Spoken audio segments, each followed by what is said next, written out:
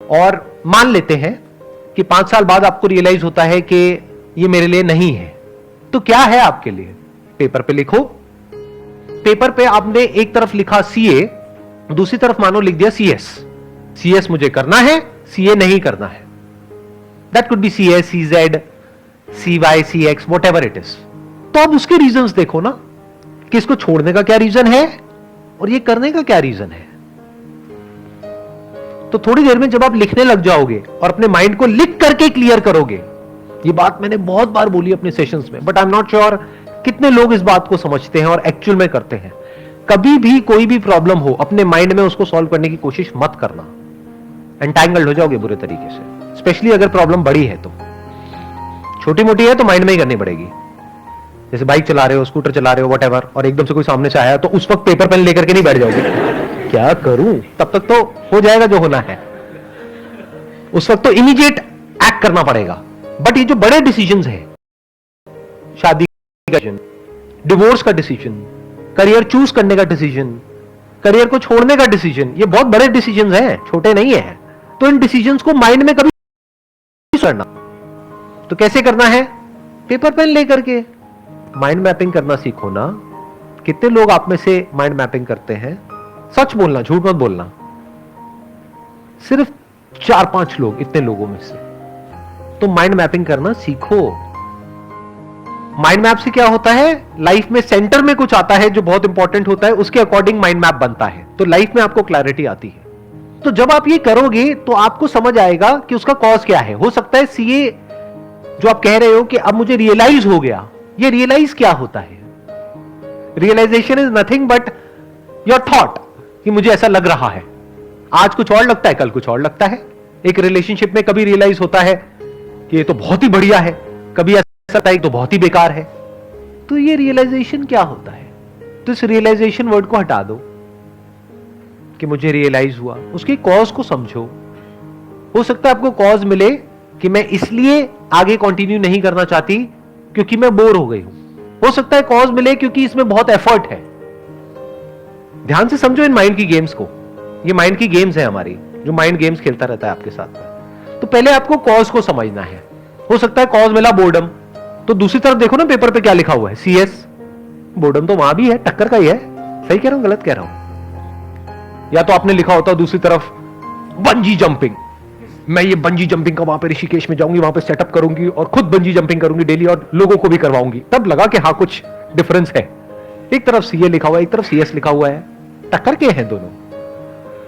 ऐसे ही boyfriend girlfriend में confusion हो या पति पत्नी में कंफ्यूजन हो, तो दूसरी तरफ लिखो किसी का नाम।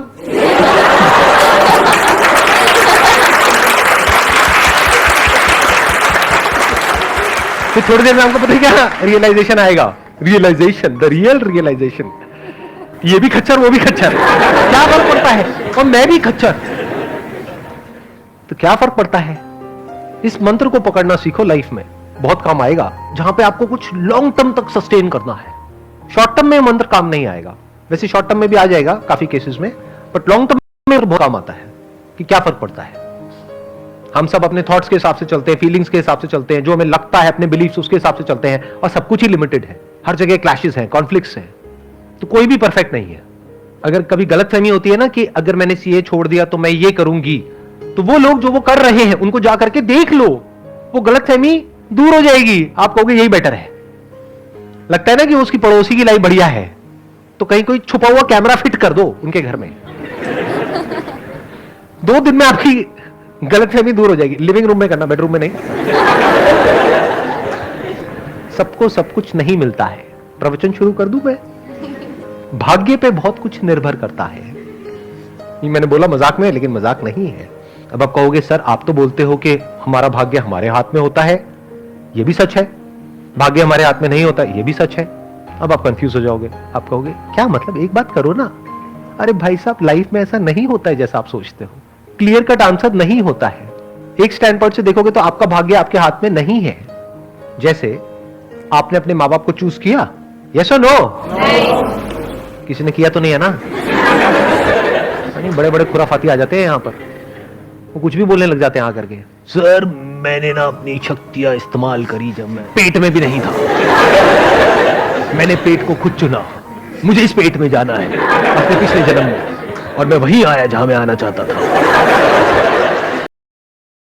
बहुत कुछ होता है जो हमारे हाथ में नहीं होता है। जैसे पेरेंट्स हमने चूज नहीं किए हैं, वो हमारा भाग्य है। अब अपने पेरेंट्स के बारे में जैसे आप सोच रहे हो, उसकी वजह से आपको अच्छा लग रहा है या बुरा लग रहा है, यह भी भाग्य है।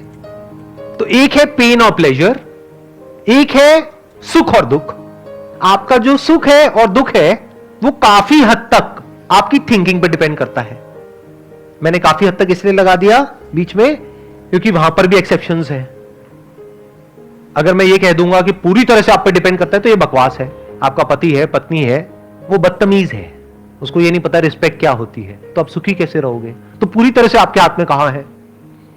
तो एक स्टैंड पॉइंट से देखा जाए तो भाग्य आपके हाथ में बिल्कुल भी नहीं है। आप यहां से बाहर जा रहे हो, कोई आया और आकर के एक्सीडेंट हो गया, आपकी कोई गलती नहीं है, इसको आप भाग्य बोल सकते हो जो आपके हाथ में नहीं है। जैसे कोई अमीर घर में पैदा हुआ बच्चा, कोई गरीब घर में पैदा हुआ, ये क्या है? भाग्य। Related to what? Pain and pleasure.